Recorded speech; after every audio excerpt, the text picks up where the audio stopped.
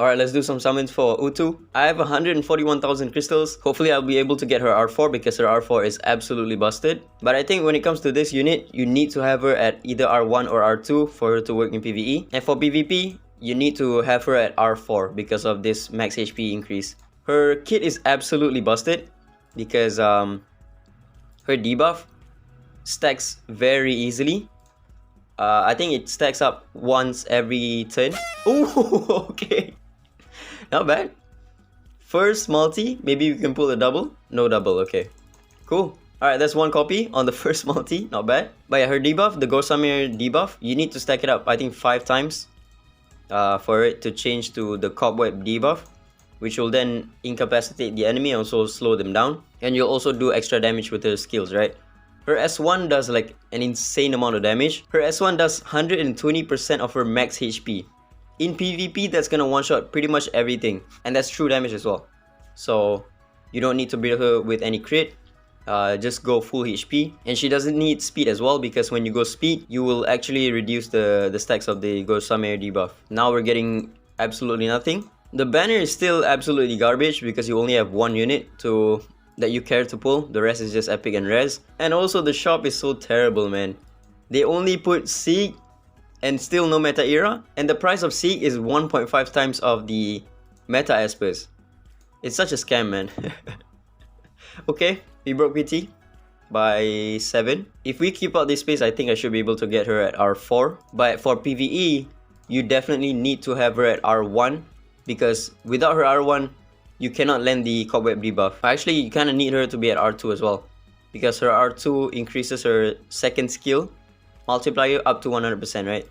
And her second skill multiplier, I think it does like 1500% multiplier when you do max it out. So in order for her to work in shadow bosses, you do need her to be at R2. We only got lucky on the first multi. Okay, we didn't hit PT by 7 again. Yeah, like I said, when you pull for this banner, you only get excited when you pull outside of PT. You don't really care when you pull a legendary because you already know what it is.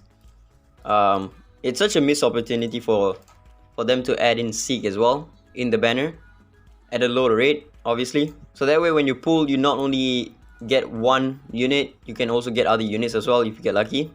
Yeah, I'm out of crystals. 26 summons left. 141,000 crystals got me R2 of her. Oh, I think they changed her R1. I think before this, it was when attack, 50% chance of inflicting 1 stack of Cobweb instead of Ghost Summer. So in PvE, you cannot land this Cobweb on the boss. Alright, let's do some Divinate summons. I have maybe guaranteed to get 1 copy. My luck has been absolutely garbage in summons.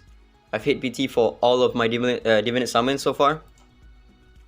Okay. Not bad. At least give me D2. I have like 16,000 of this disc.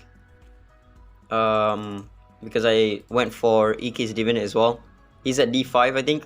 I think that's probably not gonna happen. I'm probably just gonna have her at D1. 21 left and she's at D1. God damn, bro. Alright, the first showcase is gonna be on shadow bosses. I'll try her out at R0 first. I also just noticed that they nerfed her S1. It's no longer 120% of her max HP, it's 90%. It's still a one-shot in PvP if you do have her at R4. But without her R4, she's not gonna one-shot. And there's no other way for you to inflict the Cobweb buff on the bosses, so her damage is mainly going to be coming from her S2. But without her R2, the S2 multiplier is only going to be 750% on a 4-turn cooldown. But it can reduce by 1 turn every single time she attacks. I have given her Thunder Set, crit damage, attack with 100% accuracy and only 5% crit rate, because you don't need a lot of crit rate with her. Her S3 already grants you 70% crit rate if you do have her at 100% accuracy. I think the better build would be to give her speed relics on this piece, but my speed relic is not the best. So let me just briefly go through her skills real quick. Her S1 is just pure damage. Her S2 also pure damage with 1 turn cooldown reduction whenever she attacks. And then her S3 attacks all enemies. If the target has Cobweb, she deals 35% of max HP in PvP. And outside of PvP, she gains an extra turn. Outside of PvP, she also gains all of this buffs right here. And at the end of her active turn, she removes 1 stack of Ghost Summer from all enemies. If she is incapacitated, removes all stacks of Ghost Summer instead. Ghost Summer has no effects, and you can gain 1 stack every single time, every single turn passes by, and if she is alive. And when you reach 4 stacks, which is the maximum stacks, it will turn into Cobweb, which is incapacitated, golden rim by the way, speed minus 30, resist minus 100, disables the carrier's passive effects. The Cobweb debuff could be good for PvE, but once again you cannot land the Cobweb debuff on bosses because bosses will not lose this Ghost Summer debuff. So she's purely going to be a damage dealer in PvE. I'm going to be running her in this team. These are the sets. Now I'm going to be running Liam instead of Alice because I don't have any healer if I don't run a Liam. I'm going to be comparing her damage to my Mingxuo team, which is 1.1 billion average and 1.4 billion highest. Right now she's R0 and D1, so I don't expect a lot. What is that? 1, 2, 3. Okay, that's only 100 million. Damn. Highest I got was 175 million, which is barely 10% of what Mingxuo can get. She's missing a lot of stats, and I'm running her in the front. I should probably run her in the back, because I think there are chances that she might die. Okay, she's gonna cast her S3 right here. Her damage is only 36,000. Okay. Yeah, her S3 multiplier is very low, because without the Cobweb debuff, you are only gonna be doing 120% of damage. And her S2 is the only damage that you're gonna be seeing out of her is gonna be the S2, right? Which is gonna be 750 damage. But if you do have her at R2, you can stack it up all the way up to 1500 damage. Her S2 pretty much has like no cooldown, because whenever she casts it, it has a 4-turn cooldown if I'm not mistaken. Let me see. Yeah, it has a 4-turn cooldown, but because it has 5 hits, it reduces all of the cooldowns. There we go, she cast her S2 and it's still off cooldown. So she could be good in Sonica because it's 5 hits, but only if you have her at R2.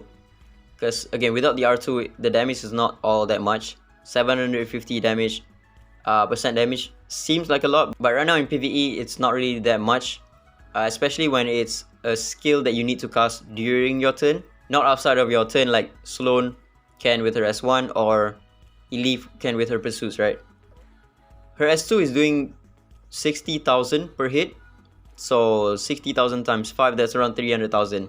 It's not really that much. Okay, now let's try her in Shadow Stream. This is the team I'm going to be running. Instead of Seek, I'm going to be using her. These are the rest of the set. I'm using the same set on her. I think it's probably better to run her on the Speed Boot once again, but my Speed Boot is pretty bad. My Lapis is also R0 and D0. The score to beat is around 400 million average and 491 million maximum score. Seek is also reducing the boss's defense, so I might just try removing Lapis instead. 191, that's not that bad. Alright, 218 million highest. Not better than my Seek, but my Seek is level 70 and R4. So far, it seems like you're gonna have to get her to R2 for her to do well, because right now she's not really doing that much damage. Her S2 at its best is only doing 300,000 damage, whereas most DPS nowadays can do up to 1 million, not even on their turn, right? Maybe if you have her at R2 and D6, she could go up to like 1.5 million on her S2. But without the R2, she is not really that good for shadow bosses, because once again, you cannot get the Cobweb debuff on the boss, so you're not doing additional true damage based on your max HP. Right now, the boss only has the Ghost Summer debuff, which pretty much does nothing. Lapis did 90 million and she only did 54 million. And again, my Lapis is R0, D0. I think no skill ups as well. Alright, last test before I go to her R2. Shadow Gale. I think I'm not going to test all that much for this one. I don't think she's going to be out DPSing Elif in this case, but we'll just give it a try. I don't want to use Meta Drew because I don't want him to level up. That's only 1, 2, 3, that's only 100 million. Whereas if I were to run Elif, I can easily get up to like 500 million even without Meta Drew. And with Meta Drew, I think 1 billion should be achievable. Yeah, I'm struggling to even hit 100 million average.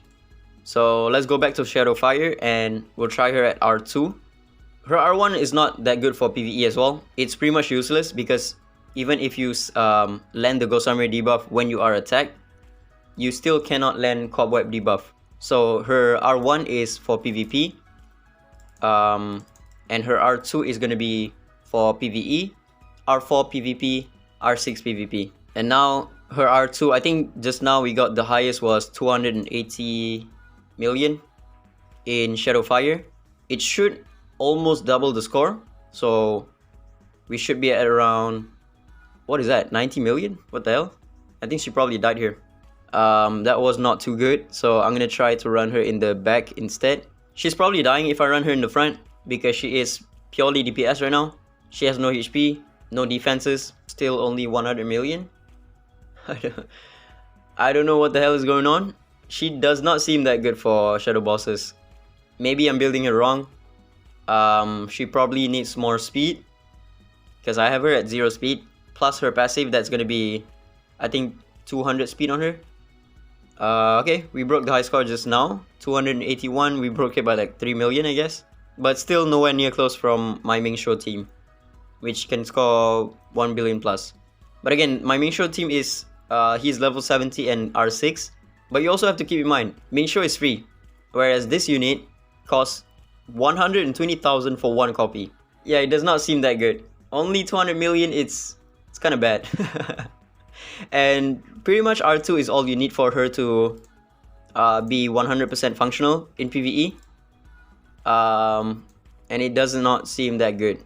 Let me try to run this one. Okay, we're now in Shadow Stream, running the same set again. Nothing has changed except for her resonance. Okay, now we're hitting 200 million, which is not bad.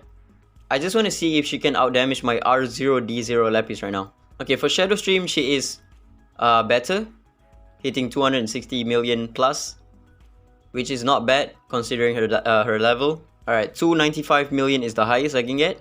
Okay, I think she's already stacked up her S2 10 times. And she's doing 121,000 per hit. So 5 hits, that's around 600,000. Not bad. So for Shadow Stream, she's mostly just gatekept by stats right now. If I have her at level 70 and D6, she should increase my high score and also my average high score. But for Shadowfire, it does not seem like it because Ming Sho is a lot better than her, like 10 times better. And also, if you do have R6 Valeria, R6 Valeria is going to be way better than Ming Sho as well. So I think even with level 70 stats, she's not going to be run in Shadowfire. And also in Shadow Gale, you're probably not going to be running her because her damage is not really that good. She mostly does her damage during her turn, which is not what you want for a PvE character. You mostly just want characters that can do damage outside of their turns, right? Like Elif, Sloan, that can do assist. I think next video I'm going to try her in some of the False Auto Fantasy bosses. Right now we have Sonica. I'll try that out later because I think she could be good there. She can gain bonus turns. She might be able to replace Mateo in the Elif team because she has 5 hits and she also can gain bonus turn, whereas Mateo can only gain AP, right? And she also gains AP with her S2 as well. But so far, yeah, 269 million on Shadow Gale is not that good. So far, she is shaping to be a PvP character, not so much for PvE. I don't think she's going to be that good in Rachel Miracle as well because she's going to start off with her S3.